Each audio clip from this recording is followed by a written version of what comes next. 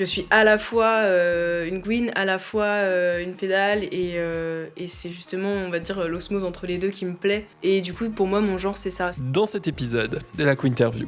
Avoir des artistes autour de moi qui montent sur scène et qui sont queer, pour moi, c'est un truc qui aurait énormément aidé la personne que j'étais il y a 10 ans. Je me dis, mais en fait, c'est vital de montrer nos corps, de montrer qui on est, de montrer des choses qui paraissent bizarres, justement pour montrer que finalement, ça peut être beau ou qu'on peut être heureux. Enfin voilà, que c'est possible aussi, juste tout simplement. La Quinterview. Hello à tous et bienvenue dans la Quinterview. La Quinterview, qu'est-ce que c'est ? C'est toujours un podcast d'interview libre, ouverte et inclusive qui vous ouvre les portes du monde merveilleux des artistes queer. Drag queen, drag king, drag queer, club kid, créature plus l'infini et au-delà. Ici, on parle de vie de drag, de vie out of drag, de construction artistique, de processus créatif. Je suis toujours et la curiosité est mon plus beau défaut. Aujourd'hui, pour ce nouvel épisode de la Quinterview, j'ai décidé d'inviter une artiste qui a le talent de nous ensorceler avec sa voix. Une voix poétique et mélancolique qui saura à coup sûr vous mettre les poils. Les poils, d'ailleurs, c'est un autre sujet très important de sa vie. Ouais, je sais, c'est bizarre dit comme ça dans une intro de podcast, on y reviendra plus tard.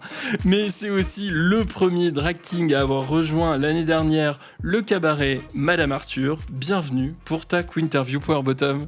Merci, quelle introduction. Ah ouais. Bah je me suis dit qu'il fallait parler de poils dès le début. Oui, mais c'est bien de mettre les bases. Est-ce que tu es prêt pour ta Quinterview ? Toujours prêt. Trop bien. Quels sont tes pronoms et comment je m'adresse à toi ? Mes pronoms, c'est il. Et si jamais tu t'adresses à moi à l'écrit, tu peux me genrer au neutre. Ok, très bien. Bon, pour un podcast, je vais plutôt m'adresser à toi à l'oral, si ça te va. Fait sens. Ça fait sens. Bah, dans un premier temps, avant de parler avec Power Bottom, je voulais pas m'adresser à Chat. Et où est-ce que tu as grandi et quelles sont tes origines ? J'ai grandi à Paris, plutôt dans l'Est, dans le quartier plutôt vers Avron, Buzenval, Père-Lachaise, Nation, quoi. Ok. Et voilà. Avant 10 ans, écoute, je faisais du piano, puisque du coup, on n'a pas forcément de musiciens vivants dans la famille, mais mon arrière-grand-père faisait du piano. Et du coup, on a récupéré son piano qui avait plus de 100 ans. Et du coup, c'était un peu ce truc, voilà, ma mère nous a fait faire du piano, on avait 1 heure de piano par semaine. Ça devait rester du loisir un peu, dans la famille, c'était en mode c'est bien, c'est du loisir à côté des études et tout. Mais du coup, on a quand même eu la chance d'avoir ça avec ma sœur. Et du coup, voilà, je faisais du piano, c'était plutôt du piano classique. T'aimais bien ? Oui, j'aimais bien. Je pense que c'était aussi un peu un conflit intérieur où des fois ça me faisait un peu chier. Et à la fois, tu sais, t'es un enfant, t'as envie de faire plein de choses et peut-être pas juste de te concentrer pendant 1 heure. Mais en vrai, oui, je pense que j'aimais quand même ça parce que j'ai quand même tenu jusqu'à mes 15 ans. Et oui, du coup, j'aimais déjà beaucoup la musique. Voilà. Et aujourd'hui, tu pratiques encore le piano ou assez peu ? Oui, alors je fais plus de classique, j'ai arrêté du coup il y a 10 ans.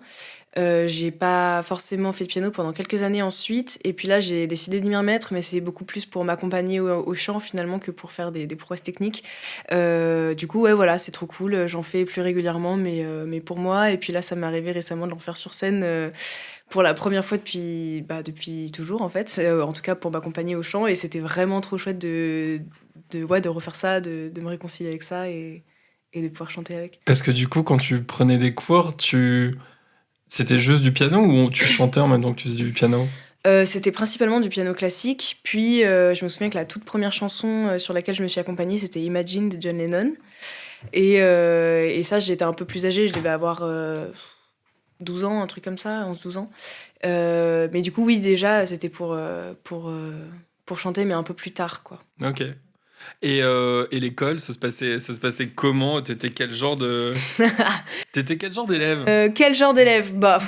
Ouais, je pense que je me faisais un peu chier en classe, et à la fois, comme j'avais des bonnes notes, personne venait trop justement me faire chier. C'était un peu le côté positif, quoi. Après, j'étais assez timide. Je pense qu'il y avait toujours ce truc de je voulais faire les choses bien, etc. Mais disons que les gens pensaient que je mettais on va dire une quantité de travail énorme, alors qu'en fait, non. Mais du coup, c'était une position qui m'allait, quoi. J'étais en mode oui. Et puis en fait, je faisais un peu ce que je voulais derrière, quoi. En primaire, je sais plus trop parce que c'était il y a longtemps, mais en tout cas, collège, lycée, c'était pas mal ça, ouais. Et puis je me mettais souvent au fond de la classe quand même. Enfin, j'avais un peu un mix des trucs, tu sais, du mauvais élève type et du très bon élève type. Et du coup, le mix des deux faisait qu'on me laissait tranquille et que je faisais un peu ma vie, quoi. Mais tu faisais un peu des bêtises, entre guillemets, t'étais un peu provoque ou pas tant que ça? Pas tant que ça. Enfin, avec les profs, j'aimais pas être dans la provoque et je n'y voyais pas trop d'intérêt. Les profs qui me faisaient chier, je les écoutais pas. Et les profs que j'aimais bien ou que j'admirais en tant que prof, bah, du coup, je les respectais. Non, c'était plus des trucs de mon côté, un peu genre, on va dire, pas trop visible, avec des potes. Voilà, disons que je pense que les profs avaient une image assez en mode bon, c'est le premier de la classe et tout. Et puis moi, derrière, je faisais un peu n'importe quoi. Mais là, c'était plus de mon côté et les gens ne le savaient pas trop, avec mes potes, quoi. Et alors, comment t'occupais ton temps en classe quand, justement, tu t'ennuyais ou quand t'avais compris le truc et que, voilà. Bah, j'ai beaucoup écrit, en fait. C'est là que j'ai commencé à écrire l'école parce que comme je m'ennuyais pas mal, justement, bah, au bout d'un moment, ça s'est arrivé surtout d'abord au collège où avec une amie, qui d'ailleurs maintenant fait des BD, enfin c'est trop marrant, on faisait des trucs où moi je dessinais et elle écrivait les histoires à côté de mes dessins et on a fait deux carnets comme ça entiers où on collait nos petits trucs et la tradition c'est qu'on faisait ça derrière des feuilles de cours qu'on jetait, enfin qu'on mettait pas dans nos cahiers et c'était un peu genre la tradition quoi. Et Du coup, ça rendait des espèces de mini BD. c'était souvent une demi-page, un demi A4 quoi, souvent un brouillon de classe, un cours qu'on n'avait pas suivi, où on s'en foutait, on le coupait en deux, on avait un demi A4 et ensuite moi je faisais un dessin quelque part sur la page et elle remplissait la feuille avec son écriture quoi. Et du coup, on avait plein de petites histoires comme ça, parfois un peu bizarres, et c'était très chouette. C'était déjà assez queer quand je regarde les histoires. Je me rends compte qu'en vrai, il y avait Elle parlait déjà... de quoi, les histoires? Oh, il y avait plein de trucs différents, mais moi, je dessinais déjà on va dire des garçons en robe, ou alors, enfin, je sais pas, plein de trucs un peu, des meufs hyper masculines. Enfin, j'étais déjà un peu dans ce truc, et puis bon, elle aussi, elle captait déjà le truc. Du coup, ouais, c'est marrant de relire ça. On voyait déjà un peu la queerness. Et ensuite, donc ça c'était plutôt au collège, et ensuite au lycée, j'ai encore plus formulé ça comme, bon en fait là je suis de 6 à 8 heures dans une classe à rien faire, le cul posé sur une chaise, je me fais chier, mais j'avais pas envie de perdre ce temps parce que j'aime pas perdre mon temps, et du coup j'étais en mode bon bah c'est parti, je fais autre chose quoi, je vais développer autre chose, et en fait, au fur et à mesure, bah, j'ai vraiment commencé à écrire. J'ai eu une grande phase où j'écrivais des sortes de poèmes, d'autres phases où j'écrivais plus des petites histoires. Enfin, j'ai eu plusieurs phases et tout, mais du coup, ça a été mon premier rapport à l'écriture, c'était ça. C'était être en classe, m'ennuyer et du coup, m'évader un peu dans ma tête, écrire d'autres trucs. Et du coup, bah, j'ai écrit pendant des années en cours, quoi.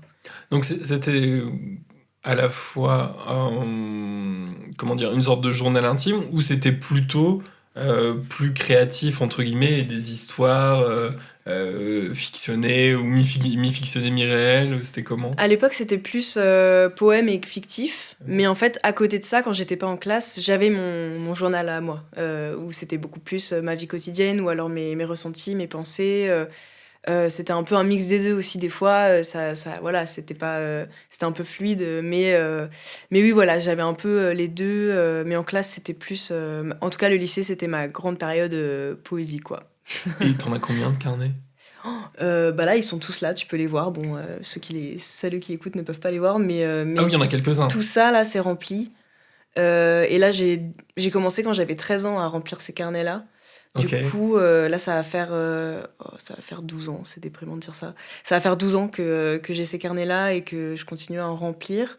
Du coup, je crois que je dois en avoir entre 25 et 30. Waouh. Ouais, en gros, pour vous dire, ça représente, on va dire, une étagère qui ferait à peu près 60 cm de carnet. De carnets, voilà. Et il y a toujours, du coup, les carnets avec ma pote, avec les dessins d'ailleurs. Je peux même te les montrer. Ah ouais, grave, Ouais. vas-y. Je te les montre maintenant ? Mais ouais, je veux voir. Bon, quitte à être là, autant en profiter pour faire ça. Tu vois, genre par exemple, mais c'était un peu sous ce format-là, tu vois. Genre, Mais c'est hyper beau. tu vois. Ok, oups là. Petit micro. Oui, en fait, du coup, un dessin au centre. Ouais. Et ensuite, C'est très très très joli. En plus, c'est... Très organisé, ouais. Mais ouais. Et sans brouillon, quoi. C'était vraiment... C'était vraiment du from, one-shot en mode c'est parti, quoi. Donc voilà, pour vous expliquer, vraiment un dessin au centre ou à un endroit d'une demi feuille, Et souvent, feuille c'est A4. des humains. Ouais. Ouais, des humains. Et ensuite, tout est écrit autour. Soit là, soit des dialogues, soit des descriptions, mais quelque chose de très poétique. C'est vraiment très très mignon. Ouais, c'est très chou, hein. Ouais. Ouais. Je trouve qu'on verrait bien ça. Enfin, ce format-là, j'ai l'impression même de l'imaginer ou de l'avoir déjà vu dans ma vie, dans des boutiques d'art ou des boutiques de poésie et tout. C'est vraiment trop, trop beau. Trop beau. Donc, ça, franchement, j'aurais bien aimé occuper mon temps Voilà, le de collège. manière aussi créative. C'était ça, avec quand que je des m'ennuie feuilles de en cours, cours. du coup. Hein, Ok. N'oublions pas. Oh, trop sympa. Et aujourd'hui, quand tu écris quoi? Tu écris toujours un peu de pensée, un peu de poème, un peu de... Aujourd'hui, j'écris plutôt soit des chansons, du coup des textes qui sont voués à être chantés, soit, donc c'est des formes de poèmes finalement, mais voilà, des chansons, soit, j'ai toujours ces carnets où j'écris ma vie, maintenant c'est un peu plus numérique quand même, mais du coup oui, c'est toujours ça, je tiens toujours des carnets mois par mois sur ce que j'écris, parce que pour moi c'est une manière d'exister, enfin je me sens beaucoup plus conscient de moi-même et conscient de ce qui se passe dans ma vie quand je fais ça. Tu les relis parfois? Ça m'arrive, alors peu, mais des fois, ouais, ça m'arrive et j'ai vraiment des fois ce truc où je suis en mode oh là là, qu'est-ce que j'étais con. Et des fois, j'ai l'inverse, en mode waouh, mais en fait, j'avais 13 ans, j'ai écrit ça, c'était hyper smart. Et j'avoue que je préfère la deuxième option, mais les deux m'arrivent. mais moi, en vrai, c'est hyper touchant et c'est hyper émouvant des fois de relire des trucs qui datent d'il y a des années ou des événements importants que j'ai écrits, tout ça. Ouais, non, c'est vrai que ça doit être marrant de se replonger dans ses pensées Ouais. ou dans ce qui nous infusait, on va dire, un peu à l'époque. Ouais, carrément. Ouais, ça doit être assez rigolo. Ouais. Et d'ailleurs, à la maison, c'était un peu... quel environnement culturel? Qu'est-ce qu'on faisait? Qu'est-ce qu'on écoutait? Qu'est-ce qu'on regardait? Je pense que ce qui m'influence toujours aujourd'hui et ce qui a eu une grande importance, c'était notamment l'amour de mon père pour le rock de base, où on a été élevé avec ma sœur dans cette ambiance très rock et où mon père il allait vraiment au fond des choses, dans le sens où quand il aimait beaucoup un groupe, il nous racontait l'histoire du groupe, il se renseignait, il nous disait l'année des albums, tout ça. Donc on a notamment un grand culte autour des Beatles dans la famille. Ah ouais, c'est vrai. Ouais, carrément. Là, tu vois, il y a Sgt Pepper sur le mur. C'était vraiment ce rapport-là à la musique où, en fait, c'était pas qu'un rapport de surface, c'était aussi un truc où on admirait les artistes, où on cherchait à comprendre. On avait un livre avec toutes les paroles des Beatles dans la voiture, où du coup, en fait, très rapidement, on chantait en anglais, on était en mode « Ah, trop bien, ça veut dire quoi ?» Et on essayait de comprendre. Et je pense qu'il y a aussi ça, ce truc qui s'est développé pour les paroles, pour la musique. Je pense que même si du coup personne jouait de la musique ou d'instruments autour de moi, il y a en tout cas eu ce rapport à la musique qui était assez passionné de la part de mon père. Et du coup, je pense que ça, il nous l'a transmis quand même avec ma sœur. Et du coup, ça fait que moi, j'avais vraiment envie d'en faire, quoi. Et... Ton père lui-même, il faisait de la musique? Pas du tout. Personne jouait d'instrument. Ok. Mais il avait ce truc-là en lui qu'il a voulu transmettre Ouais, à ses voilà. enfants, quoi. Ouais, voilà. Pour moi, c'est vraiment ces longs trajets en voiture où en fait on écoutait plein d'albums à la suite et où en fait on chantait ensemble, ou alors il nous racontait des trucs, ou alors il était en mode ah là c'est qui chante, c'est Paul ou John, et nous on devinait qui chantait, tu vois. Et enfin ouais, non mais tu vois, ce genre de trucs où en fait c'est des souvenirs communs qui sont hyper précieux, et je pense que mine de rien ça m'a beaucoup aussi influencé dans ce truc de j'ai envie de faire de la musique, c'est un truc qui me passionne, j'aime beaucoup juste les sentiments et les émotions que me font ressentir la musique et tout, quoi. Les histoires qu'il te racontait sur les groupes et tout, il y a des choses dont tu te souviens? Enfin, c'est-à-dire vraiment, il y a des dates, des trucs où ça t'a Ouais, vraiment... Ouais, moi les albums des Beatles, je peux te sortir l'ordre et les années et tout, hein. Par exemple, ou alors des petites anecdotes, les relations entre les gens du groupe, on a regardé des documentaires sur les Beatles, on a des livres dessus, des trucs comme ça, et en même temps c'est un peu une blague parce qu'on sait que c'est too much, mais en fait c'est quand même là et c'est hyper cool, et c'est très mignon. et c'est chouette en vrai d'avoir ça en famille, c'est cool. Et alors, ta chanson préférée des Beatles, si t'en as une, ou alors ton album? C'est pas possible parce alors, qu'il y en a alors, trop. vas-y, un album préf, on a le droit ou pas? Oui, je peux en dire 2. Bah. J'aurais dit 2, tu m'aurais dit 3. Oui, c'est vrai. Non, mais j'aime beaucoup Abbey Road, évidemment, et puis Sgt Pepper, particulièrement. Et puis le White Album, si je peux en... Ouais, voilà, donc au final 3, c'est bien ça. C'est bien voilà. ce que je me disais. Oui, voilà. Et donc, en grandissant, toi, ton goût pour la musique s'est développé différemment aussi. Est-ce que t'es allé expérimenter d'autres choses? En termes de pratique instrumentale, on va dire, vers mes... Je sais pas, je devais avoir 11-12 ans, un truc comme ça. J'ai commencé à beaucoup plus écouter Nirvana, d'autres, Led Zeppelin, des groupes un peu plus d'hard rock ou de grunge et tout. Et du coup, j'avoue que le piano classique à ce moment-là, c'était un peu en mode, bon, j'aime bien, mais je crois que j'ai envie de faire de la guitare, j'ai envie de chanter et de faire de la guitare. Avec un papa qui te baigne comme ça dans le rock, ouais, j'étais en mode j'ai envie de faire l'intro de Come As You Are, enfin tu vois, ce genre de besoin finalement adolescent. Et du coup, j'ai commencé à faire de la guitare à peu près à ce moment-là, on va dire au début collège. Et du coup, dès le début, c'est vraiment là où j'ai commencé à chanter vraiment, on va dire.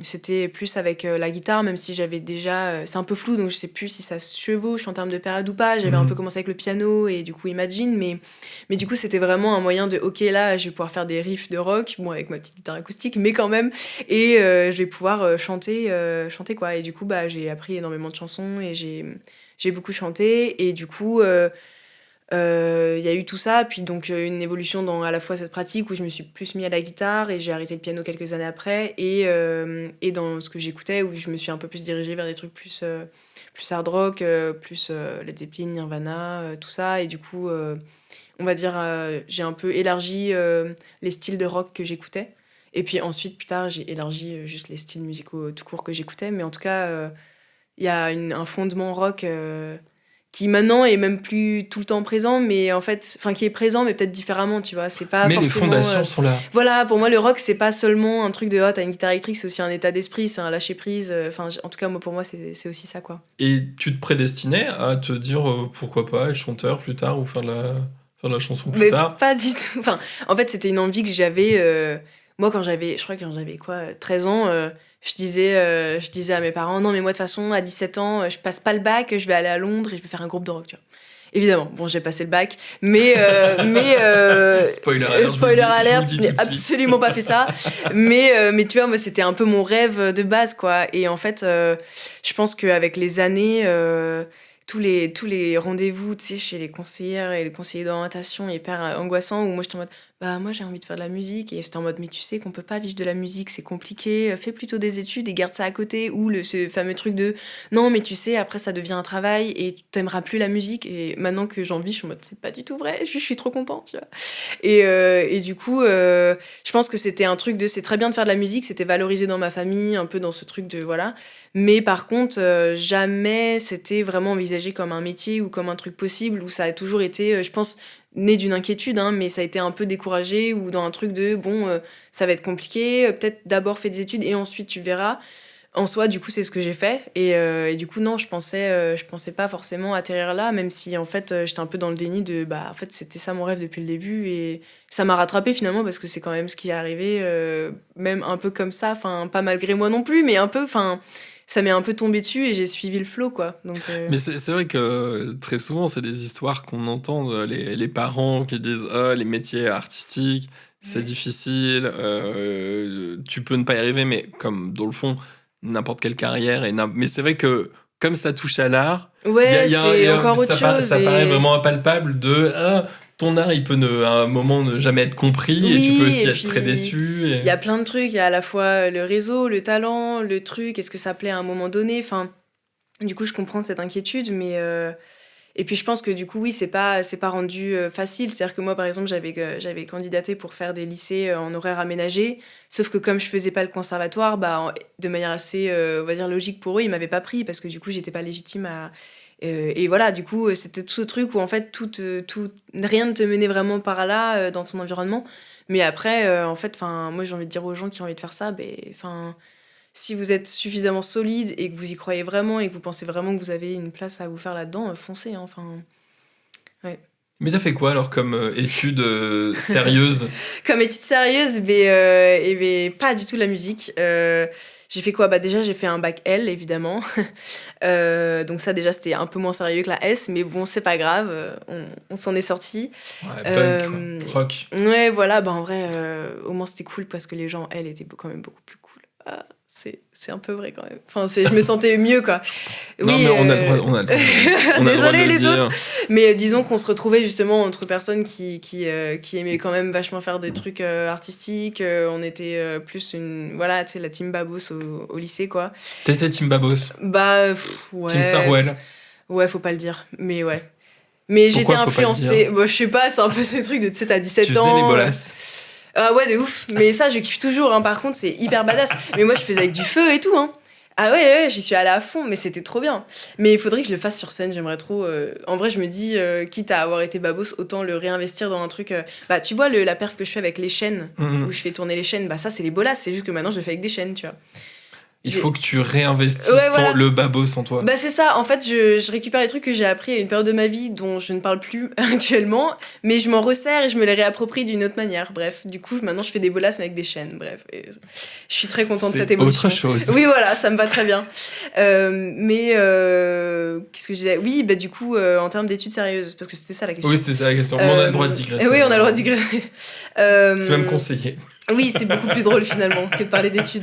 Mais qu'est-ce que j'ai fait? Bah du coup oui, j'ai fait mon bac L et ensuite j'avais un prof de philo incroyable en terminale qui m'a donné envie de faire de la philo. Du coup, je suis allée à la Sorbonne en double licence philosophie et sciences politiques. J'ai fait mes 3 ans là-bas, dont 2 ans à Tolbiac, pendant l'occupation évidemment. Du coup, finalement, j'ai pas passé énormément de partiels pendant ces 3 années, mais j'en ai passé quelques-uns quand même. Et ensuite, j'ai fait un échange, notamment pendant cette période de 6 mois en Nouvelle-Zélande, qui m'a quand même si ça paraît très loin, à la fois dans le temps et dans l'espace, je pense m'a beaucoup apporté. Puis ensuite, j'ai fait 1 an... Ça t'a apporté quoi? Qu'est-ce que tu sens que ça t'a... Qu'est-ce que ça a développé en toi? Une autre perspective sur beaucoup de choses. Et aussi le fait d'être loin de tout pendant 6 mois, ça a été hyper... C'était une première expérience aussi d'indépendance et... du fait de partir le plus loin possible dans le monde de tout, enfin de sa famille, de ses amis, de là où on a vécu. Enfin, c'était assez incroyable. C'est formateur pour soi, pour se connaître. Ouais, de ouf. Et puis c'est surtout que c'était un peu en mode, est-ce que je suis capable de me recréer une vie quelque part d'autre seule, juste en allant voir les gens, voilà. Enfin, c'était hyper intéressant. Et il y a une vie musicale locale hyper intéressante à Wellington, parce que du coup c'est là où j'étais, et il y a beaucoup de groupes de rock locaux en fait. Il y a ouais, c'est très rock, et du coup ça a été incroyable, parce que du coup on pouvait voir des concerts un peu tout le temps, rencontrer les gens qui faisaient la vie locale, on va dire musicale, parce que du coup c'était assez petit, enfin c'était vraiment trop chouette. Et il y avait des concerts toutes les semaines. Et tu faisais de la musique là-bas un peu? T'as rencontré des groupes, t'as fait... J'ai pas joué moi-même, Ouais. parce que si j'étais là pendant un laps de temps assez court, mais en vrai j'allais pas mal à des concerts et j'ai écrit pas mal de chansons là-bas. Et du coup c'était vachement chouette. Et ensuite j'ai fait une année de césure où j'ai fait une formation de photographie à Berlin. Et pareil, ça c'était encore une année assez intense, mais c'était aussi pendant le confinement, donc c'était Berlin mais version un peu lockdown, donc c'était un Berlin assez spécial, mais en même temps c'était une manière différente de découvrir Berlin. Bon, c'est aussi intéressant. Et du coup voilà, formation de photographie, puis ensuite je suis revenue à Paris et c'est là que j'ai commencé à faire du drag et de la scène en drag en tout cas. Ok. Et Bon, ça, on y reviendra un petit peu. On y reviendra plus tard. Tu parlais d'occupation, nuit debout. Ouais. Raconte-moi un peu tout ça, et puis ton côté aussi un peu militant d'une certaine manière. Mon parcours militant, il a été très fluide aussi, un peu comme mon genre. Enfin, pour moi, les deux sont aussi très liés. Où du coup, quand je suis rentrée en seconde, du coup, au lycée, moi, je sais que je suis queer depuis que j'ai 13 ans. Même si je connaissais pas ce mot-là, je le formulais à ma manière à l'époque et dans mes carnets, justement. Je veux bien que tu le définisses à ta manière, le mot queer et le fait de se ressentir queer. Déjà, historiquement, le mot queer en anglais, ça veut dire bizarre. Enfin, c'était une insulte. Du coup, c'est une réappropriation d'une insulte pour justement revendiquer une forme de sortie des normes. Et du coup, pour moi, être queer, c'est sortir des normes de genre, de sexualité, c'est revendiquer justement le fait de pas être dans ces normes-là, et c'est revendiquer une forme de fluidité, que ça soit dans son identité au moment présent, mais aussi, on va dire, au long de la vie. C'est aussi pouvoir cumuler en fait différentes identités, pas forcément avoir des choses qui font sens, on va dire, dans le système hétéro, et dire, bah en fait, moi je suis à la fois PD, à la fois Gwyn. C'est beaucoup de réappropriation des insultes, du stigmate, donc d'où l'utilisation de ces termes. Et du coup, des fois, pour simplifier, moi je dis qu'être queer, c'est être LGBT, mais avec une politisation spécifique, une politisation queer. Et du coup, voilà, pour moi, être queer, c'est aussi prendre en compte les rapports de domination au-delà du genre et de la sexualité, et du coup, bah, avoir des positions très claires, antiracistes, antivalidistes, etc. quoi. Et du coup, enfin aussi anticapitaliste. Du coup, pour moi, être queer, c'est avant tout une politisation, en fait, et une manière de vivre son genre en lien avec cette politisation, en lien avec une communauté, en lien avec les autres. Voilà. Avoir une certaine forme de liberté et aussi de non-binarité dans le quotidien. Je pense au quotidien, oui, c'est sortir d'une forme de binarité de genre, de sexualité, pour revenir sur ces questions-là. Et après, pour moi, il y a des personnes cis, par exemple, qui peuvent être queer, tout comme il y a des personnes trans qui ne le sont pas, parce que pour moi, c'est un rapport justement à la politisation et à la binarité et aux normes de genre. Et du coup, pour moi, oui, voilà, c'est une politisation, c'est une manière de vivre les normes de genre en les transgressant et en réinventant les siennes. Pour moi, c'est beaucoup une question de proposer de nouvelles idées, de nouvelles choses, de nouveaux codes, de nouvelles normes, de nouveaux termes. Et du coup, voilà, pour moi, le drag, en tout cas, ça fait partie intégrante de la queerness, parce qu'on s'invente soi-même, on cherche de nouvelles expressions de genre, on cherche ce qui nous plaît, on va d'un côté, de l'autre, on mêle des éléments de la féminité avec des éléments de la masculinité. Enfin voilà, en tout cas, pour moi, c'est hyper lié en tout cas. Et il y a, et si c'est un sujet qui vous intéresse, on pourra en parler à la fin dans les recommandations, mais il y a beaucoup de livres, de bandes dessinées qui s'intéressent à la théorie queer, qui sont très bien foutus, très intéressants, qui expliquent un peu comment ça s'est développé, quels ont été les grands penseurs et penseuses queer, et c'est hyper intéressant. Enfin, c'est un sujet vraiment infini pour le coup, parce que justement, c'est fait pour être infini. Et donc, tu disais que toi, tu t'es ressenti queer depuis ta plus tendre enfance. Quelles sont les interrogations et qu'est-ce qui s'est passé un peu dans ta tête ou dans ton ressenti, ou qui a fait que tu t'es posé des questions? Bah, je pense que des trucs assez simples, hein. C'est-à-dire qu'un jour, j'étais en vacances, je me souviens, j'avais 13 ans, 12-13 ans. Et en fait, je me suis dit, tiens, mais en fait, si jamais je ferme les yeux et que je m'imagine en train d'embrasser une fille, est-ce que ça me fait un truc? Est-ce que ça me dérange?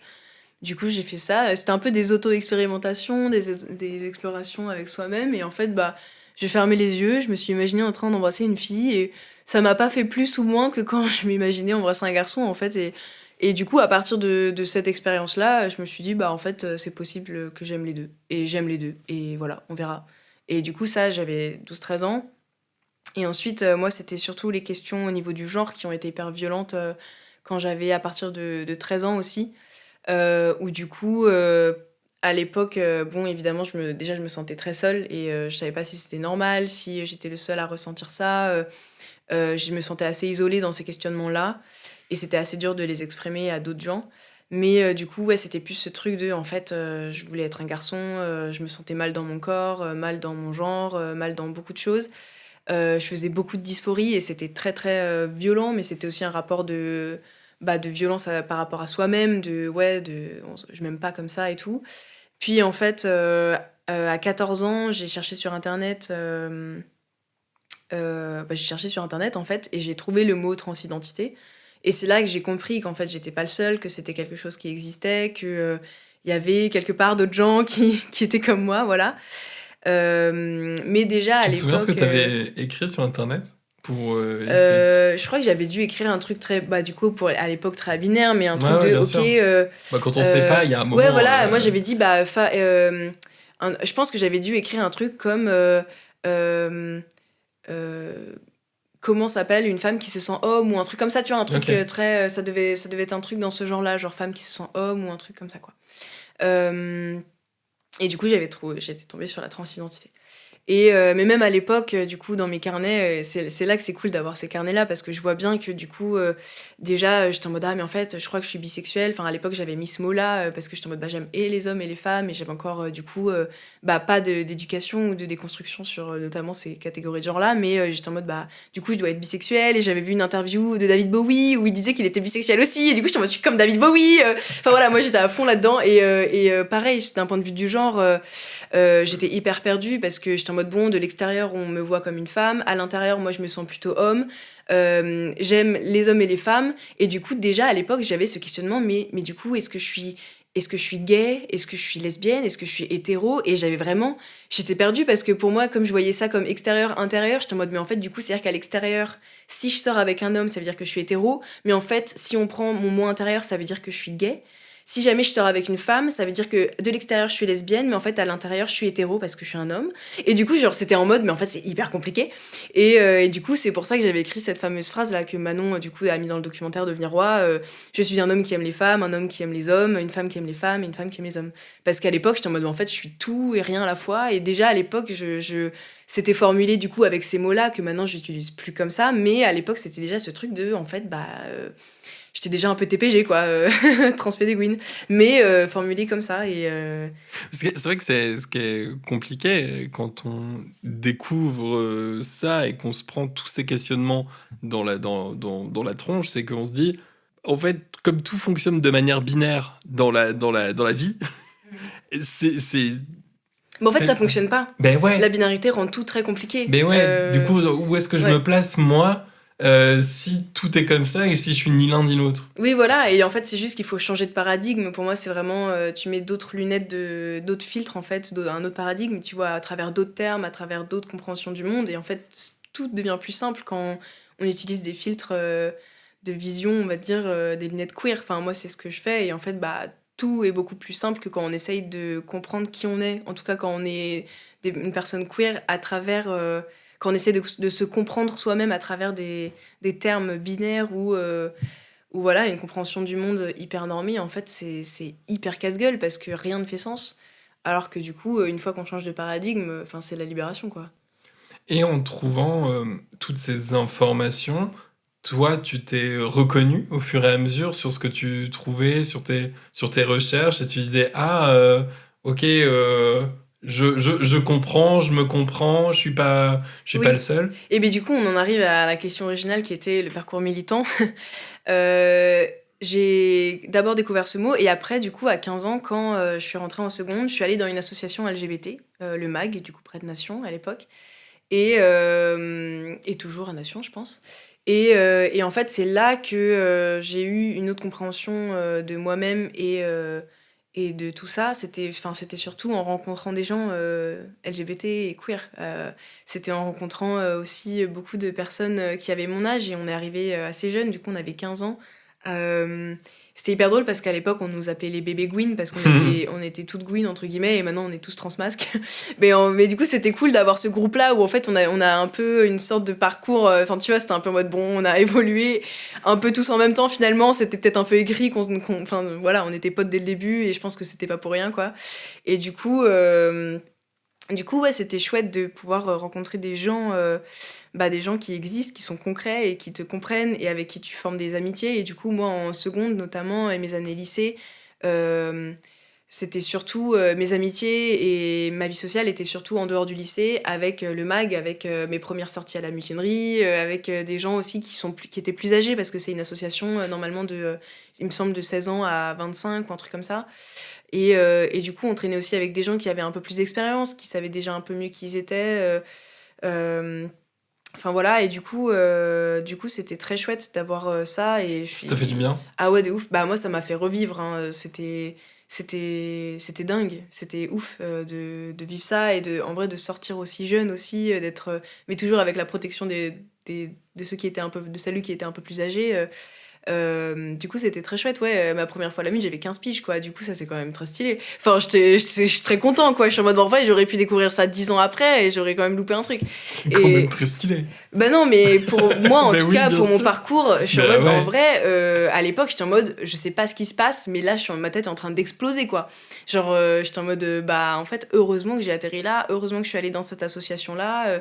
Enfin, parce que, en fait, de fil en aiguille, ça m'a mené à un peu mieux connaître bah, la culture queer à Paris, à un âge, en fait, où peu de gens ont accès à ça, parce que bah, Clairement. déjà, on est à Paris, déjà, du coup, il y a des associations qui sont beaucoup plus visibles, il y a quand même des militants, etc., qui sont là et tout, il y a la mutinerie, et du coup, c'était très chouette. Et maintenant, je me rends compte que j'étais hyper chanceux parce que ça m'a quand même aidé à me construire et à savoir qui j'étais bah, dès 15 ans, d'un point de vue communautaire, d'un point de vue culturel, queer et tout. Et du coup, voilà, ça a commencé là. Donc, vers 15 ans, je me suis beaucoup politisée sur les questions LGBT, féministes, etc. Puis ensuite, du coup, le lycée a passé. Il y a eu une nuit debout quand moi j'étais en première. Je me suis ensuite politisée beaucoup sur l'anticapitalisme, sur l'anarchisme et plus sur ces luttes-là, l'écologisme, etc. C'est là que je suis devenue végétarien.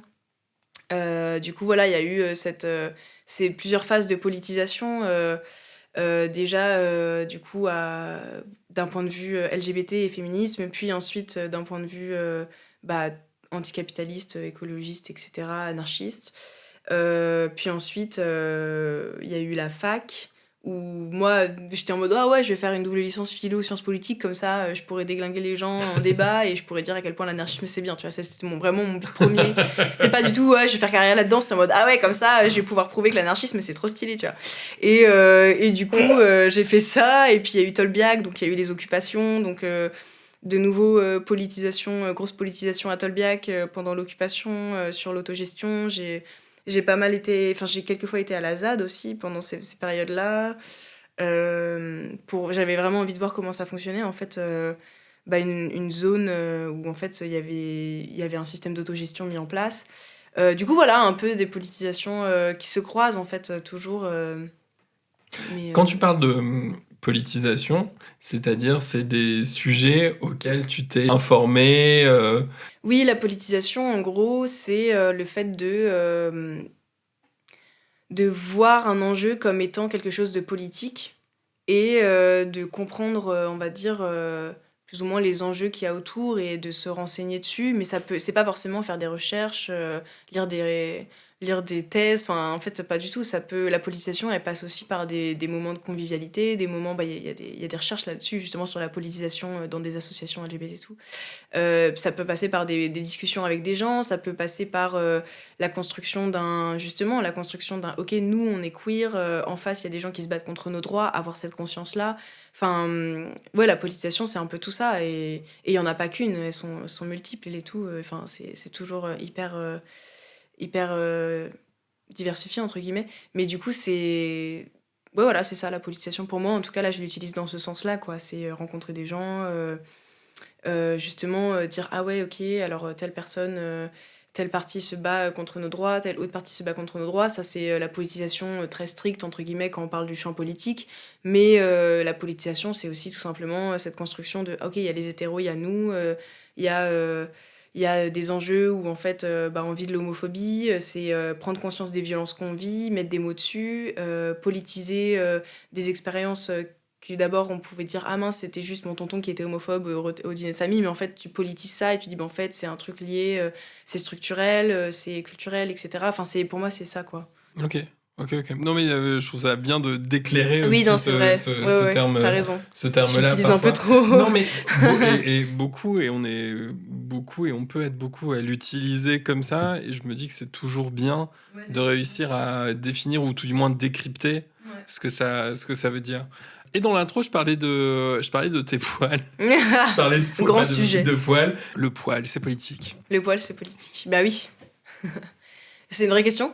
Ouais, Ok. je veux dire, et puis aussi ton rapport au poil. rapport au poil, ouais. Mon rapport au poil. Du coup, moi, de base, je suis assez poilue. Du coup, je pense qu'au collège, déjà, j'ai senti une sorte de dissonance où, en fait, très rapidement, j'étais plus poilue que les mecs de ma classe. En 5e, un truc comme ça. Et où, du coup, moi, j'avais pas de problème avec mon corps ou avec mes poils en soi. Mais par contre, du coup, comme j'avais intériorisé des normes et tout, je me suis dit, mais en fait, c'est pas normal que je sois plus poilue que des mecs, même si du coup, ils avaient pas fait leur puberté. Et du coup, c'était plus un truc de. C'était pas mon rapport à moi-même et mes poils, c'était beaucoup plus un rapport social de. En fait, c'est pas acceptable que une meuf soit plus poilue que un mec. Et ça va les mettre mal à l'aise ou ça va être bizarre. Et du coup, c'était beaucoup plus un problème social ou un truc de mince, ça va être chelou quoi si je les laisse. Du coup, j'ai commencé à m'épiler à ce moment-là. Et puis ensuite, je me suis épilée, je pense, pendant quelques... Enfin, j'ai enlevé mes poils pendant quelques années. Puis ensuite, je pense que je devais avoir 16-17 ans, où en fait, je me suis dit, mais en fait, j'en ai rien à foutre, en fait. Et du coup, j'ai eu ce retour de, bon, en fait, je l'ai fait, je crois qu'en fait, je m'en fous, je le fais pas pour moi, j'arrête. En plus, c'est une torture, ça fait mal, ça coûte cher, ça prend du temps. Il y avait à la fois ce truc très pragmatique de, quand même, ça me fait bien chier. Et en plus, ça m'apporte rien. Et en plus, je crois même que je me préfère avec des poils, si je réfléchis en termes de mon rapport à moi-même. Et du coup, j'ai arrêté. Et depuis, j'ai arrêté. Donc c'était depuis l'âge depuis quel âge? Depuis 16-17 ans. Ok.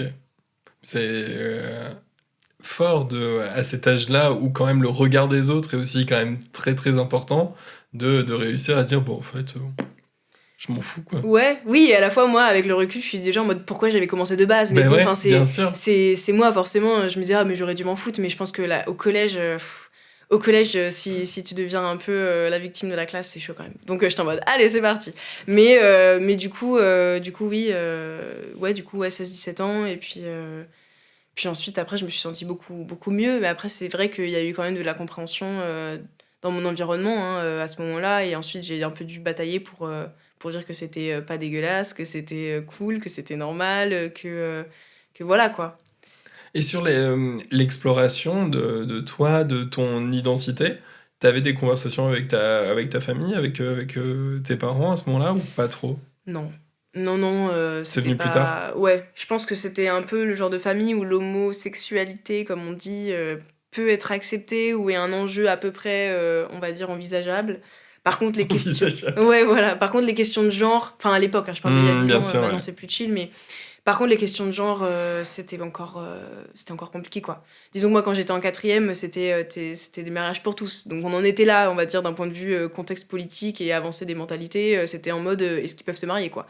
Donc je pense que c'était ok. Enfin, c'était en mode, bon, il y a des gens qui aiment le même sexe, tu vois. C'était un peu Mais par contre, d'un point de vue questionnement de genre, non, c'était compliqué. Je sentais que j'allais pas être compris.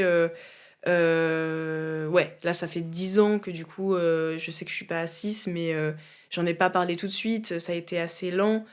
Et d'ailleurs, mon premier coming out, c'était un coming out lesbien. Alors que je sentais déjà que je faisais de la dysphorie de genre, mais en fait, pour moi, c'était une manière de rendre acceptable une transition de genre, en fait. Parce que à partir du moment où je me suis dit, en fait, je suis Gwyn, j'ai radicalement changé d'apparence et juste j'avais l'air d'un petit mec, quoi. Enfin, du coup, c'était une sorte de transition, d'expression de genre, voilà, un peu caché derrière un coming out lesbien, même si à l'époque, je pense que... Enfin, maintenant, ça me paraît évident. À l'époque, je pense que c'était plus ou moins conscientisé. Mais du coup, oui, en seconde, du coup, quand je suis rentrée entre la 3e et la seconde, je me suis dit, ok, c'est maintenant, personne ne me connaît au lycée, nouvel environnement. Du coup, je me suis coupé les cheveux hyper courts. Enfin, j'étais vraiment une petite butch, quoi. et du coup, c'était vraiment ce truc de, à partir de là, ça m'allait beaucoup mieux qu'on me genre au féminin parce que je me sentais bien dans mon expression de genre. Du coup, c'était déjà pour moi une première étape hyper importante où, en fait, je me souviens, toute mon année de seconde, j'étais en mode, bon, j'en ai plus rien à foutre, de toute façon, j'ai l'expression de genre que je veux, on m'appelle jeune homme dans la rue, et je sors de l'hétérosexualité, et je date des meufs. Donc j'étais un peu en mode, ah, j'en ai plus rien à foutre. Et puis après, du coup, forcément, ça se complexifie, où c'est ce truc de, ah, mais en fait, enfin... C'est pas que ça, je suis pas vraiment que lesbienne, c'est pas non plus quelque chose qui me va, mais en tout cas, mon année de seconde, elle était euphorisante par rapport à ça. Et là, aujourd'hui, toi, dans ton exploration et dans ton identité de genre, tu en es où, entre guillemets? J'en suis où? Bah, j'en suis à un stade où juste je me dis queer et non-binaire. Euh, et où bah, je sais que je suis assez fluide, même si je me retrouve souvent. Je sais que très bien, et le drag m'a aussi beaucoup aidé à explorer ça, je sais très bien qu'il y a des types de féminité, des types de masculinité qui me plaisent et d'autres qui me plaisent moins, moi en tout cas à incarner et à endosser. Et du coup, je sais que si je suis perçue comme une meuf, ça me plaît d'être beaucoup plus perçue comme une butch, comme du coup une meuf masculine, comme une Gwyn. Si jamais je suis perçue comme un mec, j'ai envie d'être perçue comme un PD, comme une pédale, comme on va dire un homme féminin. Mais du coup, même ça, en fait, pour moi, c'est déjà trop binaire de dire homme féminin et femme masculine parce que c'est vraiment une sorte de. Bah, TPG, c'est une sorte de mix où je suis en mode, bah, en fait, je suis à la fois une Gwyn, à la fois une pédale et c'est justement, on va dire, l'osmose entre les deux qui me plaît. Et du coup, pour moi, mon genre, c'est ça, c'est avoir un type de féminité qui est relié plus à la culture PD et beaucoup plus voilà, à ces codes-là, et un type de féminité beaucoup plus relié à la culture Gwyn. Voilà. Ok, ok, ok. C'est ça mon équilibre pour l'instant, même si déjà, enfin voilà, après je vibe, hein, mais je C'est pour ça, mais parce voilà. qu'on le disait que c'est aussi le queer est en perpétuel mouvement et Oui, voilà, évolution pour moi et c'est une tout question ça. d'équilibre. Et c'est pour ça que je te posais la question de maintenant, Ouais. là où tu en es et ce que tu te dis aussi, et comment tu te perçois Ouais, en ce bah moment, quoi. oui, c'est ça. Et puis après, ça c'est moi par rapport à moi-même. Après, forcément, il y a toujours des questionnements, des. Voilà, mais en vrai, pour l'instant, j'ai depuis quelques années, je trouve mon équilibre là-dedans. Et puis aussi, même par exemple, avec les gens avec qui on sort, tu vois, c'est vraiment ce truc de. Il y a un passing lié avec qui t'es dans la rue. Et du coup, il y avait vraiment cette période où je datais une personne qui du coup était perçue comme meuf et une personne perçue comme homme. Et en fait, moi, je changeais pas d'expression de genre particulièrement entre les deux. Mais en fait, quand j'étais avec la personne perçue comme meuf, c'est dur à dire. Quand j'étais avec la personne perçue comme meuf, du coup, on nous décodait comme des gouines dans la rue. Et quand j'étais avec, du coup, le mec, bah, en fait, on nous percevait comme des PD, quoi. Et du coup, ça, c'était très euphorisant de voir qu'en fait, mon passing changeait de Gwyn à PD en fonction de à qui je tenais la main dans la rue. Et du coup, moi, c'est là-dedans que je trouve mon équilibre. En tout cas, par rapport au fait de dater des gens. Et sinon, seul, bah, c'est cette osmose entre les deux qui déjà se retrouve un peu dans mon expression de genre. Et voilà. J'adore parce que tu parles de ça avec une passion et on sent que Ouais, de ouf. on sent que ça t'anime et justement que ça t'euphorise d'en parler. Ouais, ouais. Et je trouve ça incroyable à quel point tu peux avoir des étoiles dans les yeux quand tu parles quand tu parles de tout Ouais. ça et tout, parce que faut y arriver jusque-là. C'est-à-dire qu'il faut y arriver jusqu'à pouvoir vivre son identité de genre avec une telle passion, un tel amusement, entre guillemets, une telle liberté aussi. Parce que tout le monde ne peut pas le faire et ne peut pas le vivre aussi facilement. Et c'est chouette de pouvoir voir que toi, tu le vis comme ça. Ouais, bah en vrai, j'ai fait des études de genre entre temps, et puis maintenant je fais du drag, donc je pense que tout ça, ça aide beaucoup, quoi. On va y arriver très très bientôt parce que en attendant ça va être les questions de Mia, mais juste après on va parler de ta découverte du drag, de ta première perf en drag, enfin bref, une semaine qui s'est passée très très vite dans ta vie où il s'est passé plein de choses. Oui, la fameuse semaine. La semaine, L et A en majuscule. Mais en attendant, c'est les questions de Mia, voilà, parce que j'ai une assistante éditoriale de Extrême qui m'aide à préparer cette émission, et elle est là avec ses parents Alice et Gilles, et elle a toujours plein de questions à poser, et elle a même son petit générique. Bonjour, je m'appelle Mia, j'ai 5 ans. Aujourd'hui, je suis disponible. Bienvenue à Mia Question. Eh bien, bonjour Mia. Bonjour Powerbotam. Pourquoi tu t'appelles Powerbotam? C'est bizarre comme prénom. Comment on explique ça à un enfant? Oui, c'est une bonne question. Alors, il était une fois, moi à Berlin, en train de manger un falafel à 4h du mat avec 2 amis. Et on discute et tout, et en fait, je connais pas ce terme encore. Et j'ai mon pote qui commence un peu à me chambrer et tout. Et il me fait « Ah, mais en fait, t'es grave power bottom ». Et moi, je suis en mode « Attends, c'est quoi ?» et tout. Je suis hyper intriguée par ce terme. Et du coup, il m'explique. En fait, c'est quelqu'un qui sait mêler des contradictions et des choses qu'on ne voit pas forcément comme compatibles d'habitude. C'est-à-dire que c'est quelqu'un d'à la fois très vulnérable et très passif, et quelqu'un d'à la fois très fort et très actif. Exactement. Voilà. Et en fait, j'ai découvert ce terme à ce moment-là. Et j'ai trouvé ça hyper drôle, parce que moi je savais pas que ça existait, j'étais en mode putain, mais en fait les queers on est trop forts, on arrive trop à inventer des dingueries et tout. Et du coup voilà, c'est resté dans ma tête. Et quelques mois après, du coup, je vais à Paris, donc je découvre le drag king, voilà, on va en parler. Et il me faut un nom. Et du coup, en fait, j'ai une liste, je pense à des trucs, et à un moment, j'ai cette conversation qui me revient en tête. Et du coup, j'écris Power Bottom, et comme du coup, je cherchais des jeux de mots, évidemment, pour mon blaze, bah en fait, j'ai trouvé le jeu de mots de Power Bottom, B-E-A-U, et Tom comme le prénom, et je me suis dit, bah c'est parfait. Comme ça me fait un prénom en drague, ça fait Tom, et puis en plus, ça fait un truc, voilà. Enfin, j'ai trouvé ça cool, et puis en fait, je suis partie là-dessus comme une blague, et puis voilà, maintenant je m'appelle Tom, quoi. C'est à la fois une référence à la culture queer et gay, à la fois...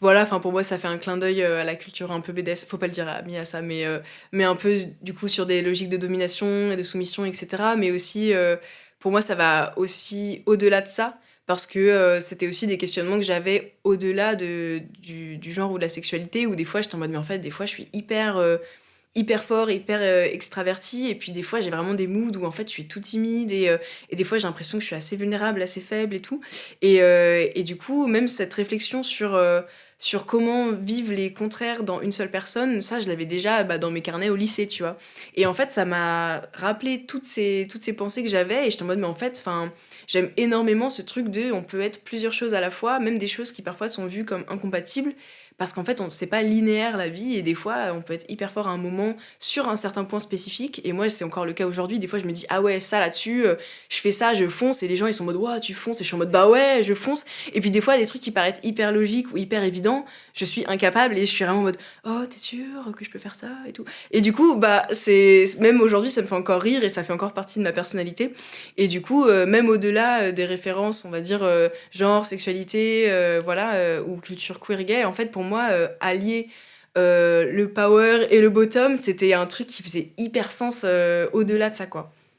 C'est un nom qui claque, Bah, clairement. C'est qui ton chanteur ou ta chanteuse préférée? Oh, c'est compliqué, hein. J'en ai beaucoup. Alors, est-ce qu'on fait comme pour les albums des Beatles? Je t'en donne 2 pour que tu m'en donnes 3, c'est ça? Ouais, on peut faire Allez, ça. vas-y. Bah après, je vais pas dire mon chanteur ou ma chanteuse préférée, je vais dire des artistes que j'écoute beaucoup en ce moment. Ok. Comme ça va être plus simple. C'est Et très ils bien. font partie des chanteurs et des chanteuses que j'adore. Sublime. Euh, Comme ça, personne ne sera vexé. Voilà. Et comme ça, j'ai pas à faire de choix. Bah, j'ai une grosse période Kim Petras, évidemment, et j'aime beaucoup sa voix. Ouais. Et puis les effets qu'elle met sur sa voix, enfin il y a des trucs qui me font vibrer, enfin je vibre avec sa voix, quoi, j'adore. Elle a une voix incroyable. Ouais, de ouf. Et sinon, bah, je pense que même si maintenant j'écoute moins, je vais reparler de Paul McCartney, du coup des Beatles, parce que déjà à l'époque, et ça a un lien avec Power Bottom, c'était que j'étais assez émerveillée par sa capacité à la fois faire du rock, enfin rendre sa voix très rock, assez rauque, à crier, à rendre des cris mélodieux, et à exprimer quelque chose de fort sur certaines chansons, et à la fois à débarquer sur la chanson d'après en mode ballade hyper douce et hyper réconfortante, et voix hyper mielleuse et hyper douce. Et en fait, ça m'a directement inspirée. Par exemple, t'écoutes Helter Skelter des Beatles, et t'écoutes ensuite I Will, qui je crois sont même pas très loin sur le White Album. Bon, c'est très spécifique, sur le White Album des Beatles. C'est McCartney qui chante, mais en fait, c'est genre... C'est la même personne, c'est la même voix, mais c'est genre 2 moods, 2 états différents. Et je pense que, de manière générale, là je prends Paul McCartney comme exemple, mais de manière générale, moi j'admire énormément les gens qui arrivent à faire ça, et ça m'inspire énormément aussi, moi, dans ma pratique du chant, que ça soit sur la douceur et l'agressivité, ou en tout cas, on va dire, un lâcher-prise, une sorte de cri chanté, et ou même sur le grave, enfin les graves et les aigus, et passer en fait là-dedans, et naviguer en fait, explorer, naviguer, un peu comme le genre en fait. Est-ce que tu peux me chanter une chanson? Ouais, bien sûr. Du coup, je chante quoi? Franchement, fais-toi plaisir. C'est toi qui choisis. Ouais, bah ça va être mieux à la guitare, je pense. Vas-y. Tac. Bah, c'est une chanson justement que j'ai écrite bah, pour la famille choisie, quoi, pour les queers, pour les gens que j'ai rencontrés depuis que je fais du drag, etc. En tout cas, voilà, donc je me dis que c'est dans le thème.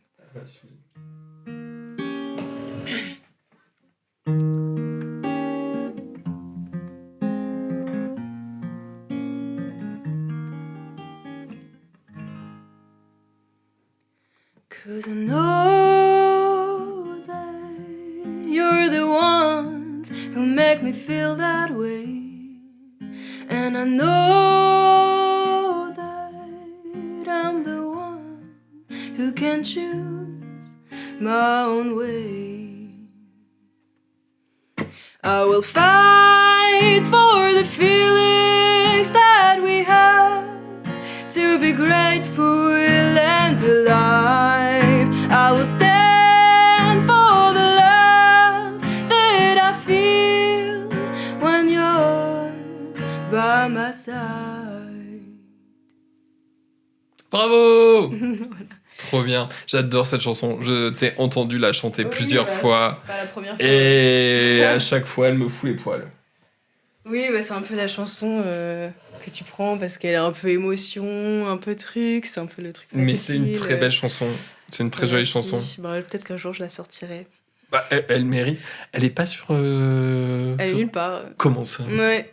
Bah, pas encore en tout cas. Bah, Peut-être un jour. bah, très bien. J'espère. Ben, merci beaucoup, Power Bottom, pour ça. Et bien avec plaisir. Et c'était la dernière question de Mia. Donc, merci beaucoup, Mia. On se retrouve bientôt pour de nouvelles questions. À très bientôt. Merci beaucoup, c'était trop bien. Merci Mia pour tes questions. Et donc, nous arrivions à la semaine qui a changé ta vie. La fameuse semaine. Alors, parce que voilà, il y a une semaine où il s'est passé beaucoup de choses pour Power Bottom. Il y a Ouais. eu la découverte du drag, la pratique du drag. Enfin bref, je vais pas tout spoiler. Raconte-nous cette semaine. Fameuse semaine. Ouais, bah alors cette semaine, elle a été d'abord. C'était il y a combien de temps? C'était en novembre. Attends, on est en 2024 2020, 2021, je crois, ou 2022. C'est il y a 2 ans et demi. Ok.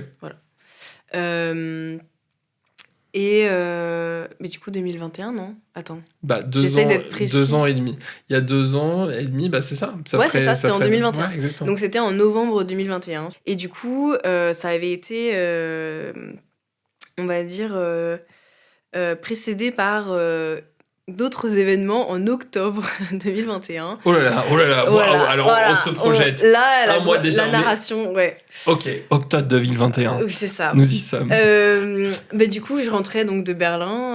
Je venais de commencer mon master du coup en sociologie politique, études de genre. Et du coup, je lisais à ce moment-là Testo Junkie de Paul Preciado.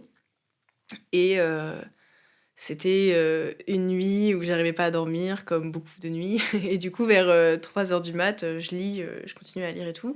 Et en fait, j'arrive à la fin du livre où il parle en fait de la pratique drag king, de ses ateliers, de ce que c'est, etc. Et en fait, j'en avais jamais entendu parler. Ou alors, en fait, je sais même pas trop. Peut-être que je savais que ça existait. J'avais déjà vu des queens sur scène, vaguement. Bon, je sais pas trop. Mais en tout Mais cas. ça t'avait pas marqué, quoi. Voilà, c'était pas un truc où je m'étais. Voilà, j'avais pas, on va dire, intégré ça à ah waouh, ça existe. Et du coup, je lis ça et là, je me dis, mais en fait, mon cerveau est en train d'exploser. C'est incroyable. Je veux trop faire ça. Et du coup, c'était déjà dans. Enfin, c'était avant tout, à ce moment-là, dans un truc d'exploration de genre. Et du coup, je me dis, ok, bon, vas-y. Là, faut que je fasse ça. Et du coup, je me dis, bon, bah, premier réflexe, je prends mon téléphone et je check un peu sur Internet. Je trouve rien. Du coup, je me dis, vas-y, va sur Insta. Ou je sais pas trop quoi rechercher. Donc, tu cherches des shows de drag king? Tu cherches drag king à Paris? Oui, voilà, je cherche. Mais je trouve, tu sais, que des trucs un peu mainstream, des shows avec des queens, ou alors des événements, j'ai l'impression que c'est pour des touristes. Je trouve pas trop. Puis ensuite, je me dis, bon, en fait, reviens à la base, regarde la programmation de la mutinerie, où je n'étais pas allée depuis des années, en fait, du coup, parce que j'étais pas à Paris, etc. Et du coup, j'ai regardé la programmation de la mutinerie, et là, je vois, ça devait être un mardi soir, du coup, je vois King's Factory, show drag king, le lendemain. Et là, je me dis, bon, bah, ok, bah, j'y vais demain, c'est parti. Du coup, bah, directement, ça s'est enchaîné, donc je suis allée à la King's Factory le lendemain. Et en fait, j'ai retrouvé des drag kings que j'avais pas vus depuis des années, et qui en fait étaient des gens que j'avais rencontrés au MAG, donc dans l'association dans laquelle j'étais allée quand j'avais 15 ans. Incroyable. Voilà, et du coup c'est Cybrid des Fluides et Nemexis que j'avais connu du coup quand j'avais 15-16 ans et avec qui on était devenus amis à l'époque, et voilà, on s'était perdu de vue et tout, et puis du coup on se retrouve et on fait ah mais waouh et tout, mais qu'est-ce que tu deviens, et en fait eux ils avaient performé ce soir-là, en tout cas Cybrid, je me souviens très bien de sa performance notamment parce que ça m'avait totalement pareil explosé la tête, et du coup, il performe et tout, on se reconnaît, on parle, je vois le show, et en fait, dans ma tête, il se passe un truc où enfin, c'est... Ouais, voilà, c'est sans appel, c'est instinctif, c'est spontané, c'est explosif. Je me dis, mais en fait, moi, je veux faire ça. Genre, c'est genre, j'ai un élan où je suis en mode, moi, je fais ça, quoi. Bon. C'est une évidence. C'est une évidence, et je me souviens très bien, ouais, du coup... j'avais beaucoup aimé la perf de Cybrid des Fluides, justement, ça m'avait beaucoup marqué et je m'en souviendrai toujours. Et du coup, cette espèce de lâcher prise sur scène, d'esthétique qui m'avait beaucoup plu. Et du coup, on parle à la fin du show, ils me présentent un peu à droite à gauche à d'autres drag kings, parce qu'eux, ils venaient de commencer le drag king, je crois, 1 ou 2 mois avant, en fait. Du coup, c'était trop une sorte de rencontre, enfin, c'était comme si c'était écrit, quoi. Du coup, je fais ça, et du coup, bah, direct, je dis, mais en fait, comment je fais, moi, pour faire ça? Enfin, comment je fais pour m'inscrire? Comment je fais pour performer? Comment on s'inscrit au drag? Et voilà, et du coup, ils me disent, bah écoute, là, c'est une scène ouverte, t'envoies un mail à la King's Factory, et voilà. Et en fait, maintenant, il y a des délais de plusieurs mois, tellement il y a du succès et tout pour les scènes ouvertes, mais à l'époque, du coup, c'était pas encore le cas. Donc, je crois que le lendemain, j'ai écrit un mail en mode, bonjour, j'aimerais participer à la prochaine scène ouverte de la King's Factory, donc de novembre 2021. Et du coup, bah voilà, je me suis inscrite, c'est fait. Sauf que là, je suis en mode, bah en fait, j'ai pas de nom, j'ai pas de performance, j'ai rien, j'ai pas d'habit, donc c'est parti, j'ai 1 mois pour tout faire. Du coup, voilà, j'ai trouvé Power Bottom dans ce laps de temps assez réduit. J'ai dégoté 2-3 trucs, j'avais déjà un choker, j'avais un haut transparent, j'avais un short un peu brillant, hop, et j'ai mixé tout ça. J'ai dû faire un atelier du coup de maquillage avec Lewis Raclette à ce moment-là. Sauf que ce qui était marrant, c'est qu'à ce moment-là, moi j'étais plus dans un truc d'exploration du genre, donc j'avais envie d'avoir une sorte de drag king réaliste, de passing. Et lui, c'était un truc très cartoon, et du coup, j'étais en mode oh non, c'est pas ce que je veux faire du tout. Résultat, un an après, je faisais des ateliers avec lui que j'animais, bref, c'est un peu drôle.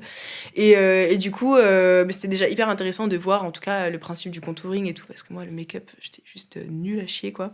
Et ça m'intéressait pas du tout. Bah ouais. Et du coup, voilà, bah, en fait, j'ai performé le mois d'après. Et entre-temps, comme j'avais des questionnements de genre quand même assez intenses à ce moment-là, et que j'étais un peu paumée, en fait, j'avais un ami qui prenait de la testostérone qui m'a dit mais viens, juste je te fais une injecte, comme ça tu vois comment tu te sens, tu tentes. Parce que moi, du coup, j'avais pas mal de questionnements sur est-ce que je prends de la T, etc., la testostérone. Et pareil, j'avais pas conscientisé que c'était possible. Et c'est juste... Alors que je savais en fait que lui prenait de la thé, mais c'est juste lui quand il m'a dit mais viens, moi de toute façon j'utilise pas tout mon flacon, enfin toute mon ampoule de thé, on fait moitié-moitié et je te pique dans 1 mois, quoi. Et j'étais en mode oh waouh. Et du coup il y a eu une explosion de nouveau, enfin il y a eu beaucoup d'explosions mentales à ce moment-là. Et du coup j'étais en mode oh waouh, je vais prendre de la thé et tout. Et en fait, c'était la même semaine. Et du coup, c'était une semaine où on avait fait ça, bon, évidemment, à la Schlag, où on a fait une fête chez lui. Et du coup, on a fait une sorte de réunion transmasque dans sa chambre. On était genre 4-5. Et où du coup, il m'a fait une injection de testostérone à genre 2h du mat, en mode allez, c'est parti. Et du coup, c'était assez ouf. Et j'étais avec mon meilleur ami qui a aussi fait une injection. Du coup, on a fait ensemble. Et du coup, j'étais sous thé. Ouais, ça devait être le samedi soir. Et en fait, j'ai commencé à ressentir les effets peut-être le lundi ou le mardi. Et le mercredi, je performais. Et du coup, bah, j'ai fait mon premier show de drag king sous testostérone. Après quelques jours, du coup, de ma première injection. Et du coup, j'avoue que c'était un peu une semaine charnière. Enfin, c'était un truc enfin c'était un gros délire dans ma tête, même oui, même maintenant j'en reviens pas. Après cette ouais, semaine, pour moi il y a eu un avant et un après, et même d'ailleurs le cast de la King's Factory de cette semaine-là, je crois qu'il était 100% de personnes trans.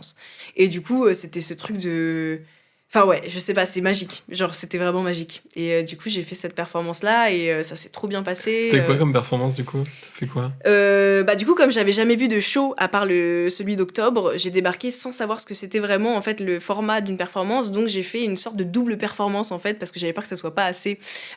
Du coup j'ai fait d'abord un lip sync sur I Wanna Be Your Slave. qui est une chanson que j'étais en mode ok, ça représente trop Power Bottom. De Maneskin. Ouais, de Maneskin, parce que bah, pareil, il est en mode ouais, I wanna be a slave, master et tout, et du coup, c'était trop le truc de bon, en fait, c'est tous les contraires qui. Voilà, bref, ça me parlait.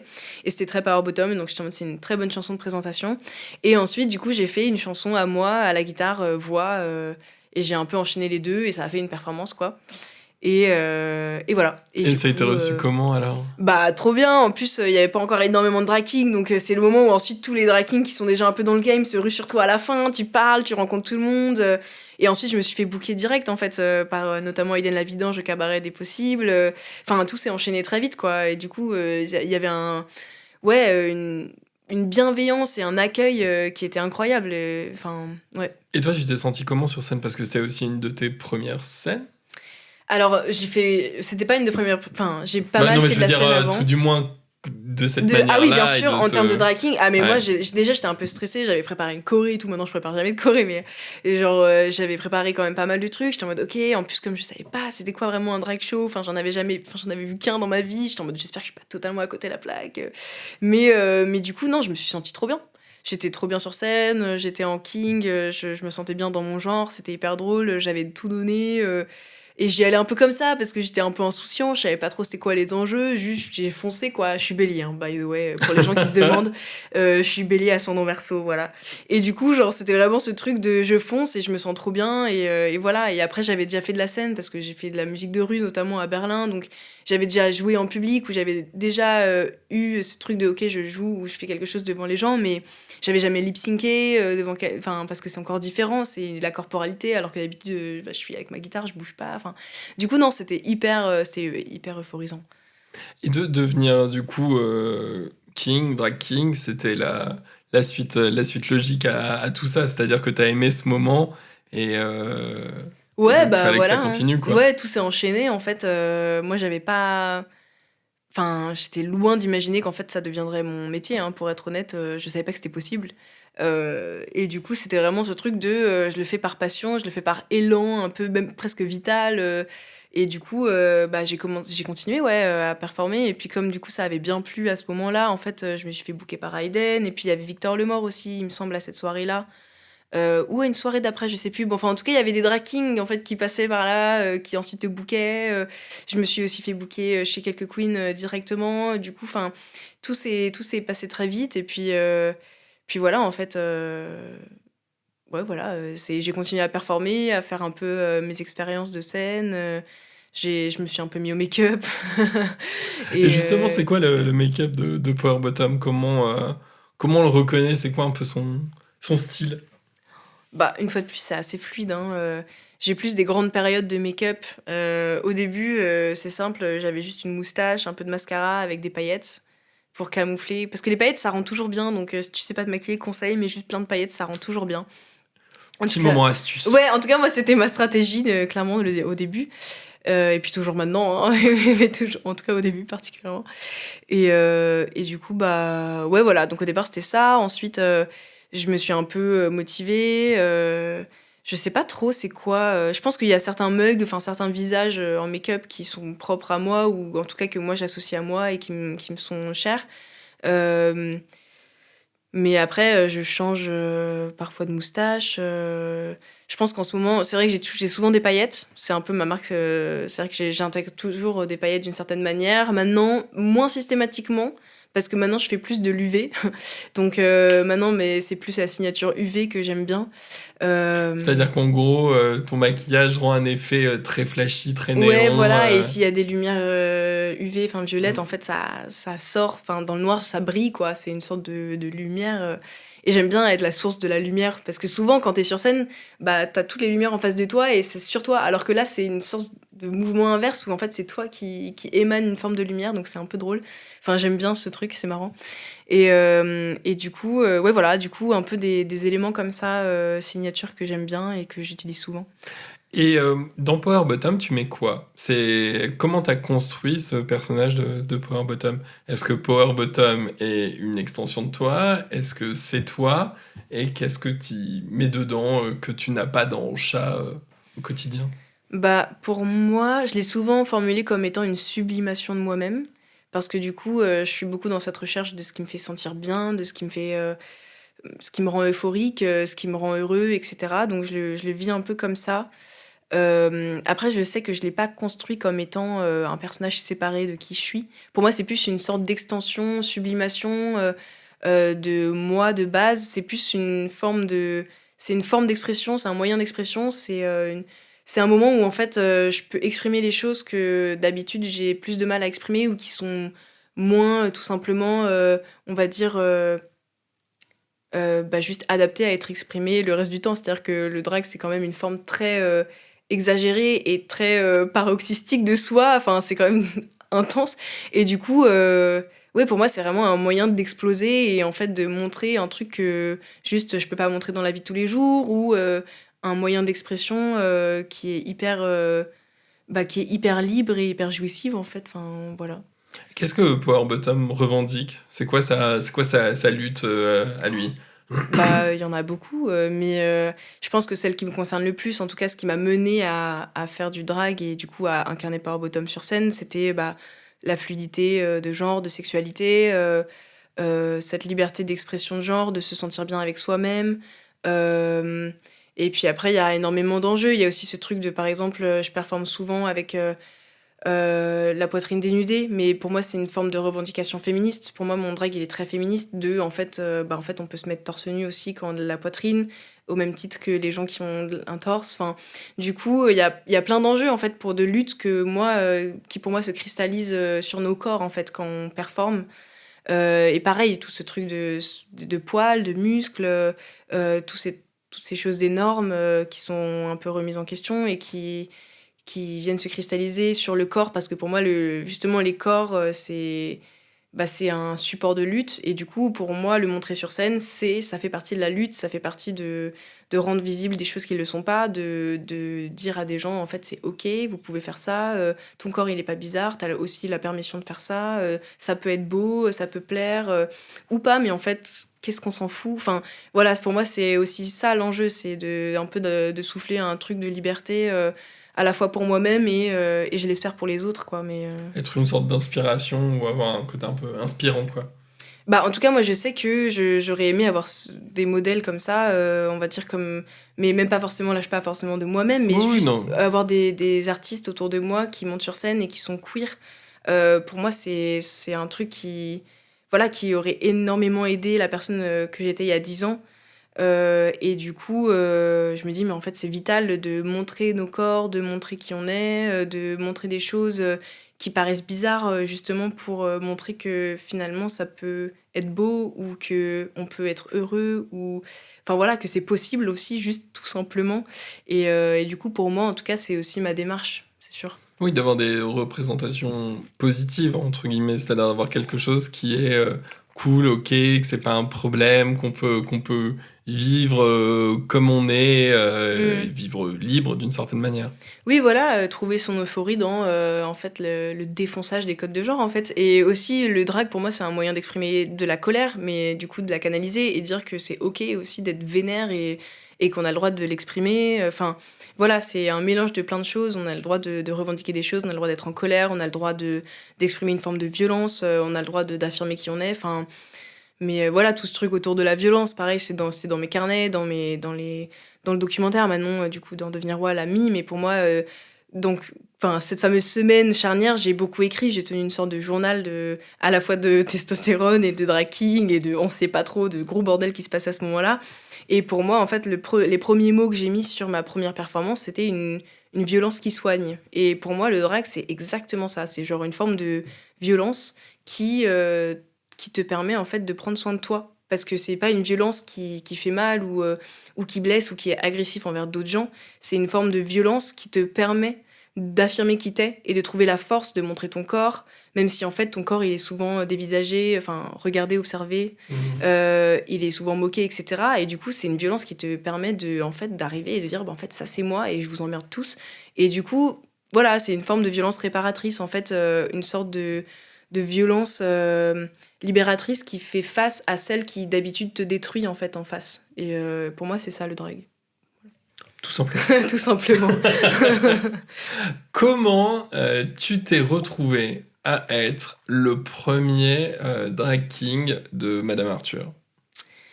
Bah, Parce que une fois de pareil, plus. ça allait vite, hein. Ça allait un peu vite et un peu what the fuck. Hein. Ouais, bah comme d'hab, hein. Moi, je sais pas, des fois, je réalise souvent ce qui se passe après coup. Du coup, bah pareil pour Madame Arthur. Comment ça s'est passé Est-ce que tu savais ce qu'était Madame Arthur déjà à la base? Préparer Madame Pas Arthur du à tout. Paris. Si, j'y étais allée une fois pour une Saint-Valentin avec une pote à l'époque. Enfin, sans trop savoir ce qui se passait. En plus, j'étais un peu dans le mal. J'étais de retour en Nouvelle-Zélande. J'étais un peu à côté de mes pompes, quoi. Du coup, je crois que j'avais pas pareil. Une fois, ça m'avait pas percuté à l'époque. Ça devait être en 2020, un truc comme ça. Et comment j'ai fait ça bah déjà j'ai continué mon parcours drag on va dire dans les scènes plus underground plus king etc notamment avec le Rocky Horror Picture Drag Show qu'on avait fait etc puis ensuite du coup les rencontres etc on est devenus très potes avec Armand Songe notamment et lui il a fait la Drag Me Up parce que je dis il y a un lien je digresse pas totalement Non, c'est vrai qu'il y a un lien. et du coup Armand Songe a décidé lui d'être le premier drag king pour le coup à faire la Drag Me Up du coup la compétition de drag de Cookie County et du coup, bah, nous, on était à fond derrière lui, on l'accompagnait souvent dans les loges. Donc ça, c'était en 2022, donc c'était en septembre, un truc comme ça. On a fait l'ouverture avec les One Erection de la Drag Me Up. Les One Erection. Les fameux One Erection. Et du coup, bah, on l'a pas mal accompagné là-dedans et c'était trop cool de le voir faire ça. Et en fait, dans les loges de la Drag Me Up, dans les coulisses, un jour... je suis avec Lewis Raclette, Armand Songe, enfin toute la clique, etc. Et il y a une personne qui s'appelle Jocelyne, qui est artiste chez Madame Arthur, que moi je ne connais pas, mais qui en fait connaissait Lewis Raclette, etc. Et il commence à parler. Et en fait, c'était la période des auditions de chez Madame Arthur, donc qui ont eu lieu il y a 1 an et demi. Et Jocelyne, qui est hyper queer, hyper mimes et tout, voulait absolument qu'il y ait plus de personnes queer, et notamment des drag kings et des personnes potentiellement transmasques ou non-binaires chez Madame Arthur, parce qu'on est beaucoup de queer, mais voilà, il y avait justement pas encore de cette branche-là de la queerness. Et du coup, elle arrive et tout, et elle fait à Lewis Raclette, tu connais pas des personnes queer qui chantent? Et du coup, bah, moi, je suis à côté et tout. Lewis, il fait, bah, si, là, il y a Power Bottom et tout. Elle fait, ah ouais, trop bien et tout. Mais je sens que c'est pas encore ça et tout. Et du coup, elle fait, mais. Et tu connais spécifiquement des drag kings qui chantent? Et là, du coup, Lewis Raclette de nouveau, bah Power Bottom. Et du coup, là, elle est en mode, ok, ding, je vois qu'il se passe un truc dans ses yeux. Et hop, elle me chope dans un coin, elle me parle et elle me fait, ok, Madame Arthur, c'est ça, il se passe ça, les spectacles, c'est ça, t'es payé tant. Écris à Ivan, du coup, qui est notre DA, de ma part. Elle m'avait jamais vue sur scène, elle savait pas à quoi je ressemblais, elle connaissait pas, voilà. Mais elle a eu cette espèce de confiance où elle voulait absolument une forme d'inclusivité encore plus poussée chez Madame Arthur. Et du coup, bah, elle m'a juste dit, vas-y, fonce. Elle m'a insufflé un souffle d'énergie incroyable. Et en fait, moi, je me suis retrouvée submergée par toutes ces informations. Et je pense que j'étais à un moment de ma vie où j'avais envie de continuer à performer. Et une fois de plus, j'avais pas réalisé les enjeux. Je savais pas que c'était possible de se professionnaliser. Je savais pas ce que c'était l'intermittence. Enfin, voilà. Mais du coup, elle m'a juste dit, vas-y, écris à Ivan, passe les auditions. Et du coup, bah, c'est ce que j'ai fait. Donc j'ai écrit à Ivan, j'ai envoyé une vidéo de présentation. Ensuite, on a passé un premier tour sur place seul, puis ensuite on a été sélectionné pour un second tour, on était je sais plus un peu moins voilà, second tour on était mis en duo avec quelqu'un d'autre qui avait été présélectionné au premier tour et du coup voilà, je passe le second tour avec la Baronne du Bronx, du coup une artiste qui est aussi chez Madame Arthur et que j'adore et voilà, du coup en fait bah je suis pris et du coup c'est parti. Et ça c'était il y a 1 an et demi, du coup c'était en 2023. Ouais, c'est ça, en 2023. En février 2023, j'ai fait mon premier gig là-bas. Mais c'est dingue parce que ça se joue à pas grand-chose. Mais c'est 2 personnes, enfin c'est 3 personnes, du coup 2 personnes qui discutent plus toi au bon moment. Mais c'est ça, hein, mais moi ça a souvent été comme ça. Hein. Enfin, c'est pour ça que des fois je me dis bah faut se laisser porter et des fois tout s'aligne et c'est pour ça que je me dis d'une certaine manière c'était pas écrit mais en fait voilà, tout me menait à performer et juste le fait d'être là et d'être hyper, on va dire, investi dans le milieu drag, dans le milieu queer, bah, ça fait qu'en fait, tu rencontres des gens qui ont des projets, qui te disent bah, fais ça, fais ci, c'est cool. Et puis moi, après, j'ai saisi aussi les trucs, je me dis allez, c'est parti sans trop réfléchir. Et puis du coup, ouais, il y a 1 an et demi, du coup, c'était 1 an et demi, même pas après avoir commencé à faire du drag, je me suis retrouvée à être artiste chez Madame Arthur. Et comment ça se passe la vie au cabaret? Tu aimes ça? Ça te plaît? Ouais, de ouf. Bah, moi, j'ai le smile dès que j'y vais, je suis trop content. Enfin, c'est pour ça, ce truc de oui, quand ça devient ton métier, après, c'est plus une passion. Je suis en mode bullshit, franchement, moi, ça m'éclate. Et je m'éclate depuis le premier jour et je m'éclate toujours aujourd'hui. Et c'est trop bien et je suis heureux. Enfin, du coup, non, ça se passe hyper bien. Et pour moi, c'est incroyable. C'est une chance incroyable de pouvoir rencontrer autant d'artistes, juste fabuleux. Aussi talentueux, enfin à la fois dans la musique, dans le fait d'exprimer, on va dire esthétiquement, un personnage, des créatures. On vient de plein d'horizons différents, donc c'est hyper enrichissant de croiser des gens qui ont fait du chant lyrique, de l'opéra, du théâtre, du piano, du violon, enfin tout en fait, et de la comédie musicale. Enfin, c'est vraiment incroyable. Et pour moi, ça a été vraiment une des plus grandes richesses que j'ai trouvées là-bas. C'était à la fois l'expérience que j'ai pu me faire sur scène et la professionnalisation et ces rencontres-là, quoi. Qu'est-ce que le drag a changé à ta vie, si ça a changé quelque chose à ta vie? Bah du coup, un peu de tout. Enfin, de base, je pensais que j'allais être chercheur, là. Je pensais que faire une thèse. Donc, c'était pas du tout... franchement, je suis contente d'être en mi-temps. Du coup, tout, en fait, disons que ça a changé... En fait, je sais pas ce qu'aurait été ma vie sans drag, honnêtement, et ça aurait probablement été un truc chouette aussi, mais quand même, je suis très contente d'en faire, et je pense que ça me rend énormément heureux. Du coup, qu'est-ce que le drag a changé à ma vie? Bah, tout, ça m'a donné un moyen d'expression, ça m'a donné un métier, ça m'a donné une communauté, ça m'a donné une famille choisie, ça me donne du bonheur au quotidien. Puis là, c'est aussi, on s'éloigne, enfin, ça élargit, on va dire, c'est pas que le drag, du coup, c'est aussi le cabaret, la musique, parce que Exactement, la magie ouais. du cabaret, c'est que ça mêle, en tout cas du cabaret queer, là, chez Madame Arthur, c'est que ça mêle à la fois la musique, le live, la queerness, le freestyle, enfin c'est tout ce que j'aime, quoi. Ouais, Du l'improvisation. coup, ouais, voilà, c'est genre moi je suis assez exaltée quand c'est un peu le bordel, quoi. Du coup, c'est incroyable. Enfin moi et puis je fais un peu mes armes là-bas, c'est-à-dire qu'en termes d'expérience, ma première nuit du coup chez Madame Arthur, enfin c'est trop touchant, même quand je vois moi mon rapport à moi-même ou à la scène ou à ma timidité ou au lâcher prise sur scène. Il y a 1 an et demi, c'était pas comme ça, quoi. Enfin, toutes les soirées à Bibi aussi, j'avais envie Bien sûr, de rendre ouais. hommage à Javel et à la Flèche d'Or. Enfin, ça a été aussi hyper important pour moi parce que du coup, entre mes débuts et Madame Arthur, il s'est passé quand même 1 an et demi. Bien sûr, ouais. Et c'est vrai que ça a été pour moi les meilleures soirées, quoi. C'est les soirées de Javel à Bibi, quoi. C'est trop bien. T'as à la fois la queerness, on va dire un cadre de scène assez grand dans le sens professionnel. Ça donne une sorte de grandeur à notre art parce qu'il y a la lumière, il y a le son, il y a l'espace, et à la fois c'est le public queer. Et enfin, pour moi, c'est vraiment une sorte de climax, on va dire, dans la vie queer, dans la culture queer, dans les scènes queer. C'est définitivement ces soirées-là. Et du coup, j'étais hyper, je voulais le dire quand même, hyper heureux d'avoir participé et de faire partie un peu de ça. C'était ouf et ça l'est toujours. Enfin, c'était hyper important aussi dans le développement de Power Bottom, de mon parcours, tout ça, quoi. C'est trop des belles expériences. Non, les soirées à Bibi, de la Flèche d'Or, Ouais. c'est toujours très chouette et un très bon moment. Donc, nous arrivons à la fin de l'émission. C'est le moment des recommandations. Des recommandations. Alors, qu'est-ce que tu as de beau à recommander aux auditeuristes qui nous écoutent?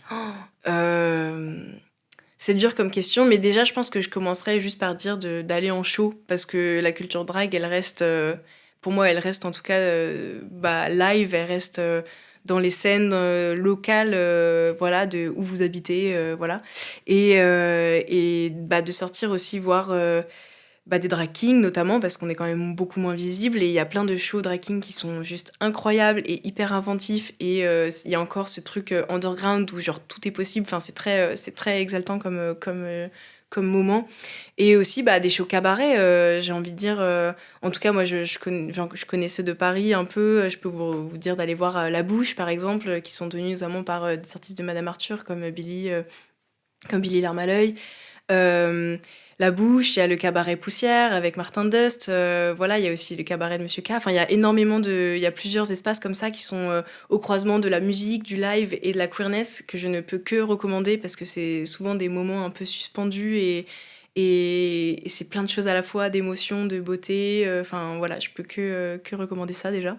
Ouais, c'est sûr. Sortez de chez vous et sortez de vos écrans pour Oui, découvrir des choses comme ça, parce que C'est pas vraiment, que il y a Drag des, il y a Race, des quoi. moments, Ouais. des moments incroyables, des étincelles qui peuvent se retrouver sur scène, Ouais, de des ouf. choses de folie qu'on verra pas ailleurs et qu'on Ouais, pourra jamais retransmettre de ouf. à travers une image, un écran, une story. C'est ça. Donc déjà ça. Ensuite, en termes de musique, moi, je vous encourage de ouf à suivre justement les artistes queer émergents ou qui justement essaient de se faire une place dans le monde de la musique, qui du coup est pas tout le temps welcomant, je sais pas comment dire. Ouais. Du coup, ouais, par exemple, chez Madame Arthur, on a une artiste que j'adore qui s'appelle Loa Mercury. Et moi, j'écoute souvent son EP le matin et je fais mes étirements dessus parce que c'est hyper apaisant et j'adore sa voix. Et du coup, ouais, voilà, j'écoute une amie tous les matins et du coup, son premier EP est très chouette. Enfin, moi, Ouais, j'aime c'est beaucoup. sublime, ouais.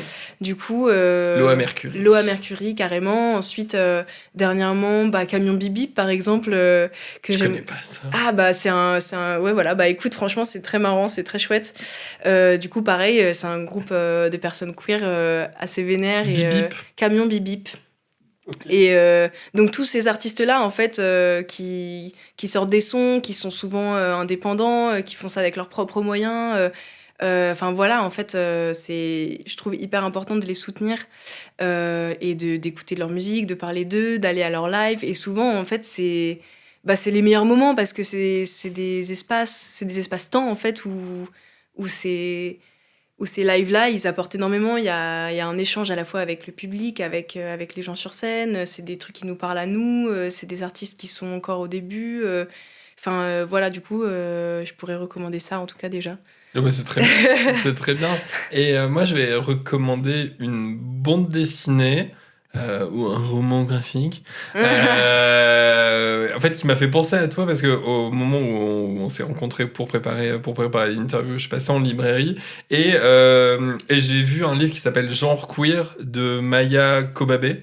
Ok. Qui est une autobiographie non binaire, donc c'est-à-dire c'est l'auteurice qui se raconte sur tous les questionnements de genre, de non-binarité, le fait de se sentir pas complètement à sa place, au bon endroit, ou de pas répondre, d'avoir pas l'impression de répondre au même code de tout le monde. Et c'est hyper intéressant, c'est vraiment très très chouette, c'est très poétique, c'est plein de situations un peu pratiques qui lui sont arrivées dans la vie.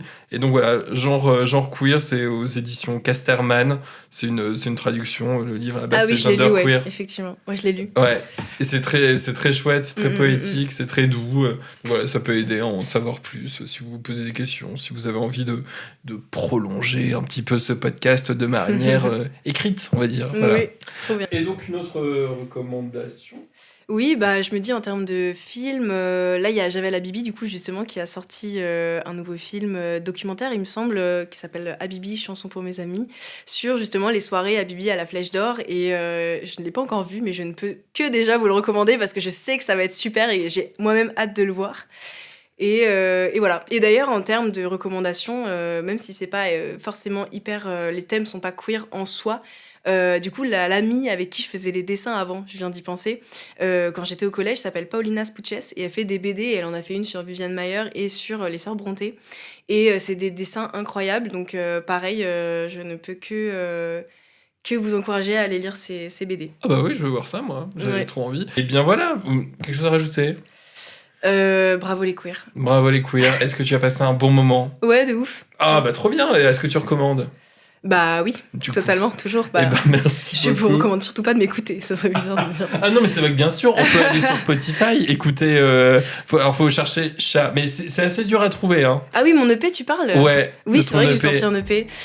Oui, il est un peu dur à trouver, mais c'était un. Du coup, je continue à parler, mais Bah c'était ouais. un projet que j'avais fait il y a des années, pendant le confinement à Berlin, et du coup, c'est plus représentatif de ce que je vais faire maintenant. Mais c'était notamment toutes ces chansons que j'ai écrites à Berlin, en Nouvelle-Zélande, et que j'avais quand même envie de sortir en guitare-voix, parce que c'était une partie de moi-même qui avait été là, et un peu en hommage à tout ça, et voilà. Mais du coup, là, j'ai un nouvel EP en préparation. et je commence un peu à faire des lives avec mes musiques. Et du coup, Trop bien. si vous voulez en entendre plus, n'hésitez pas à me suivre et j'ai trop hâte, ça va être trop bien. Ouais, ça va être trop bien. Non mais voilà, mais vous pouvez trouver quand même l'EP de Chat, du coup c'est sur Spotify. Ouais, Spotify, YouTube, Voilà. Deezer, un peu tout. Eh bien, merci beaucoup Power Bottom et merci à Merci tous à toi. d'avoir suivi ce nouvel épisode de la Quinterview. En attendant le prochain, si vous avez aimé, likez l'épisode, likez le podcast, abonnez-vous. En gros, voilà, franchement, moi ça me fera hyper plaisir. Eh bien, bye bye. Bye.